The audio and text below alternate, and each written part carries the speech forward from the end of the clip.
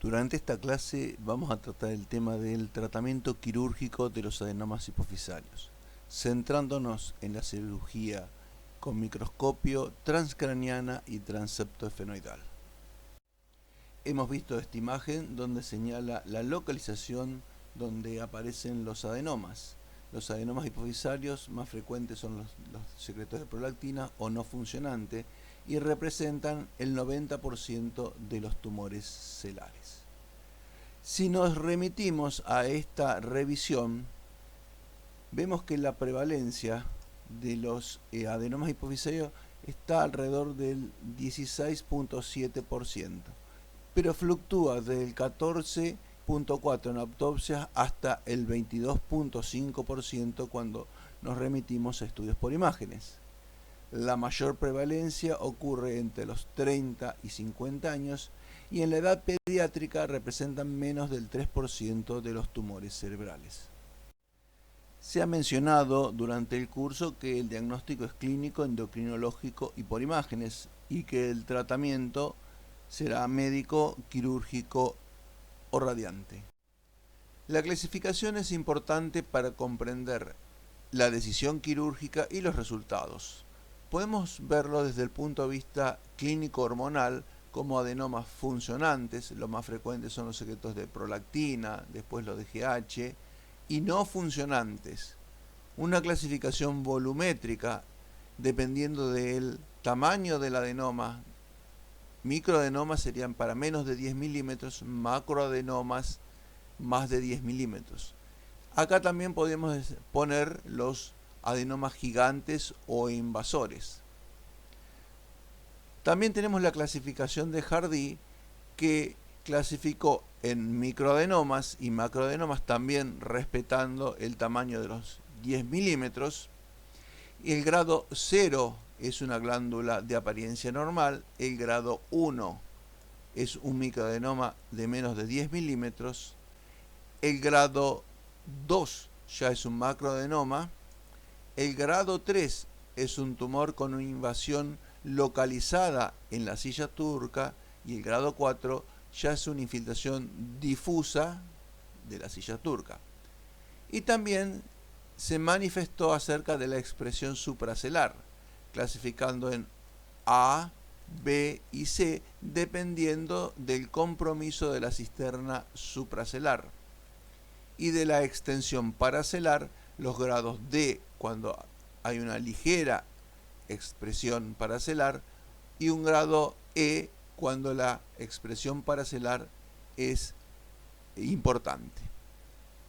También Knops hizo su clasificación en base a la invasión del seno cavernoso, trazando una tangente que toma la carótida supraclinoidea e intracavernosa, pone una línea medial, una línea que pasa por la mitad de la arteria o que pasa por la cara lateral.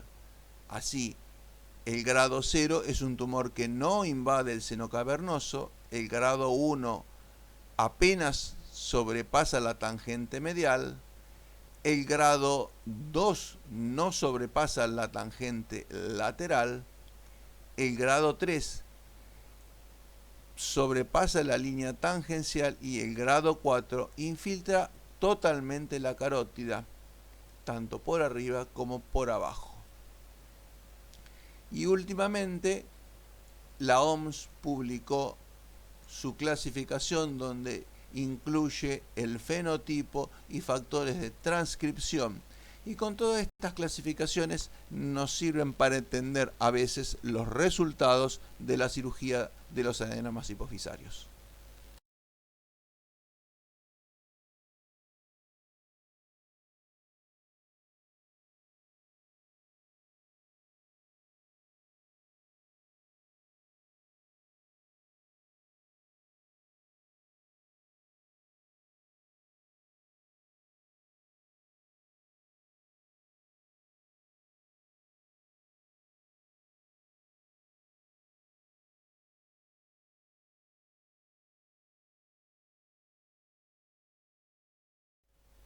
En las imágenes tenemos ejemplos de microadenomas o macroadenomas. Y aquí un adenoma gigante invasor que ya sobrepasó los límites de la silla turca, invade seno cavernoso, invade cisterna supracelar e incluso se proyecta sobre el lóbulo frontal, intrincándose en lo que es el tejido nervioso. Esto es lo que se denomina un adenoma invasor o gigante. La cirugía hipofisaria tiene una larga historia. En 1889, Sir Victor Horsley hace la primera cirugía transcraniana. El otro hito lo hace Oscar Hirsch, que hace la primera vía endonasal, y en la imagen vemos una radiografía de su cirugía, el retractor con el cual llevaba luz hacia la hipófisis. En 1907, Schaeffer hace la primera cirugía transenfenoidal y lo que hace es resecar la pirámide nasal para abordar en forma transepto llegar al seno efenoidal y a la silla turca. En Argentina, Eliseo Segura, otorrinolaringólogo, profesor de la materia, hace la vía endonasal y en 1919 Harvey Cushing desarrolla la vía sublabial para el acceso transefenoidal a los tumores de hipófisis, que estamos viendo aquí cómo los operaba. Cushing termina abandonando la vía, la continúa un discípulo de él, Norman Dodd, en Escocia, quien le agrega la fluoroscopía para mejorar la técnica. Y en el año 56, Gerard Diot va de Francia a formarse con él. Entonces, estas son las fotos que publica Diot de sus cirugías con abordajes transefenoidal. Y en los años 60 publica esta monografía donde manifiesta tener buenos resultados en la cirugía hipofisaria. Diot utilizó el endoscopio para la cirugía hipofisaria, pero fueron dos de sus discípulos, Jules Hardy, al regresar a Canadá, que preconiza la utilización del microscopio quirúrgico y describe el microadenoma, y Armando Basso, al regresar a la Argentina, preconiza el microscopio e introduce la cirugía endonasal microscópica en el país. Así es que los adenomas hipofisarios se pueden operar a través de una vía transenfenoidal o una vía subfrontal.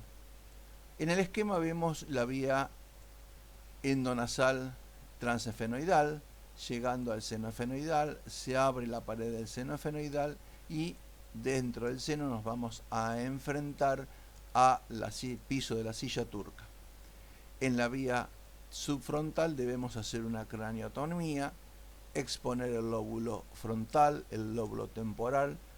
Esto es la cisterna lateral, abrir la cisterna lateral, reclinar el cerebro y así vamos a empezar a ver arteria carótida, nervio óptico y en el espacio interóptico el tumor.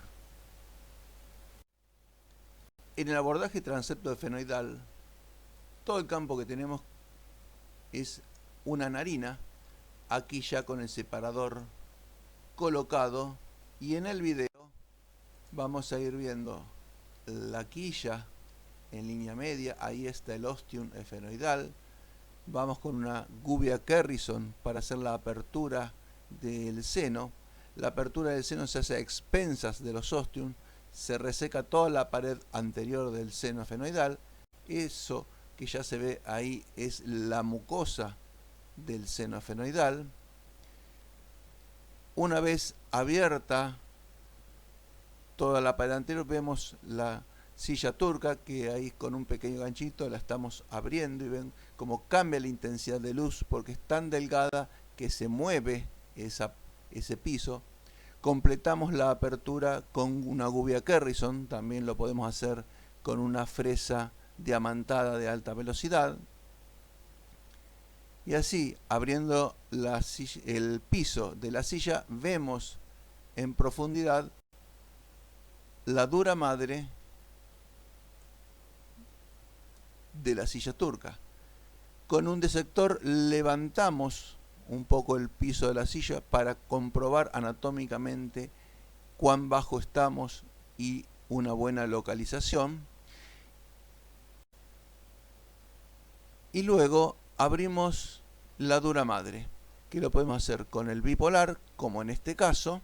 Es una dura madre delgada y fácilmente se abre y se completa con la cureta, o con un bisturí de punta angulada. Y luego con cureta comenzamos la resección del tumor. Los tumores de hipófisis son blandos, se pueden resecar con cureta y aspiración, y en la medida que vamos pasando la cureta, el tumor va saliendo.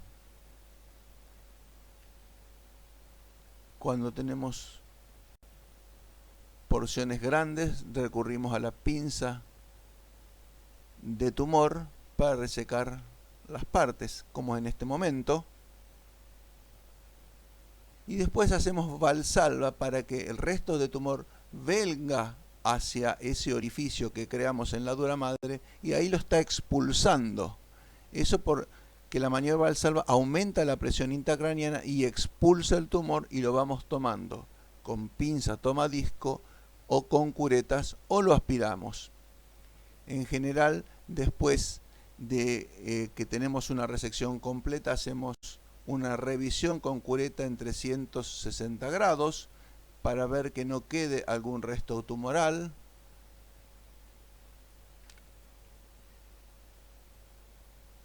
Y ahí vemos latiendo ya el diafragma celar, y salió el último pedazo de tumor, y eso es diafragma. Entonces eso nos da la pauta de que hemos resecado todo el tumor. Colocamos una sustancia hemostática, esto es Spongostan,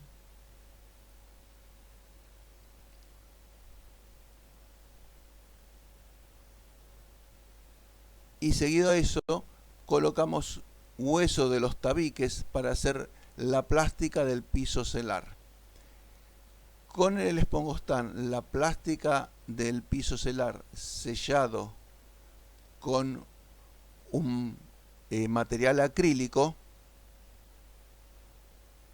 que se está poniendo en ese momento, tratamos de evitar la fístula de líquido cefalorraquídeo. Nosotros habitualmente no colocamos grasa en el seno esfenoidal, sino que hacemos la plástica con hueso, Spongostan y metilcianocrilato.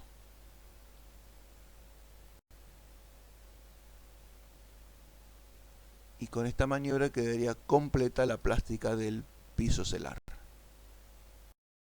En un abordaje subfrontal vamos a ver un nervio óptico, otro nervio óptico, tumor entre ambos nervios en el espacio interóptico, arteria carótida, nervio óptico, tumor en el espacio interóptico carotidio, y avanzada la resección. Y en el video vamos a ir identificando la espátula, el nervio óptico, la arteria carótida, para hacer la resección y disección de toda esa aracnoides.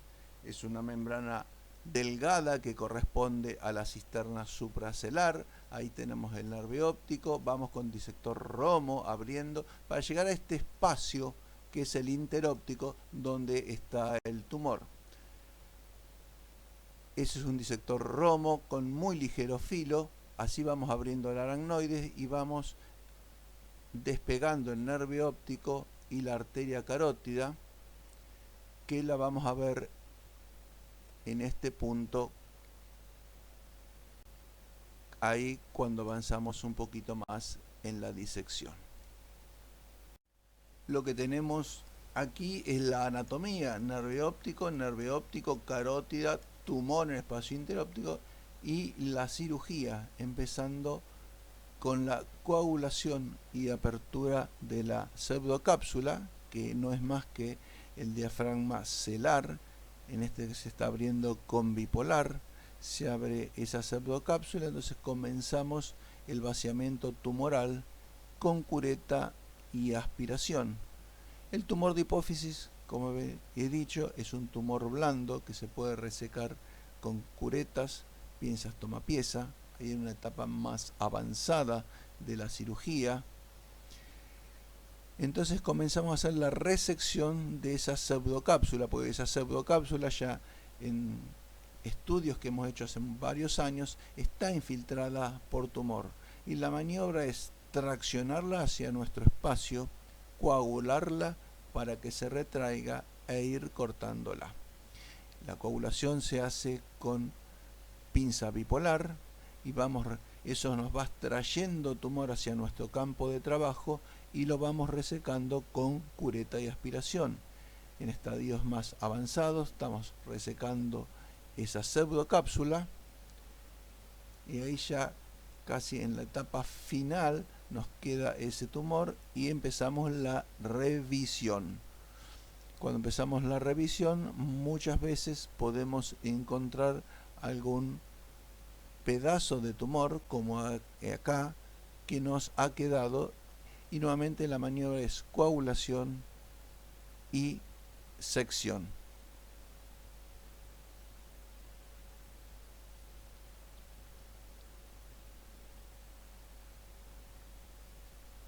Cortamos con tijeras, con micro tijeras, y luego sobre esa loge ponemos una sustancia hemostática. Los límites de la resección en una vía de transepto es cuando vemos el diafragma celar o la cisterna. Acá vemos en la imagen del diafragma celar, acá lo vemos en el video latiendo el diafragma celar en nuestro campo operatorio, y esto es la silla vacía de tumor. También puede ser que aparezca la cisterna supracelar, como la vemos ahí, como las vemos en el video, latiendo. Entonces debemos evitar que se rompa esa cisterna, pues nos va a dar una muy alta posibilidad de fístula de líquido cefalorraquídeo. Entonces esos son los límites que llegamos a una cirugía. Si logramos eso, podemos estar satisfechos en cuanto a la resección tumoral realizada. En una cirugía subfrontal, el límite de resección va a ser mayor, vamos a tener un mayor campo operatorio. Aquí estaría la silla turca, esto es el dorso celar, esto es la arteria basilar, esto es la protuberancia. Entonces en el video estamos viendo cómo vamos lavando, va apareciendo ahí la arteria basilar, vamos disecando, acá estaría la membrana de Liliequist, que no está por el hecho de la disección realizada durante la cirugía. Va apareciendo la arteria basilar, recordar que en profundidad hay protuberancia, y ahí se ve una primera arteria alta, que sería una cerebelosa superior. Y si continuamos investigando, viendo que no nos quede un resto tumoral, ahí está vemos que aparece una arteria grande ahí, que es la cerebral posterior.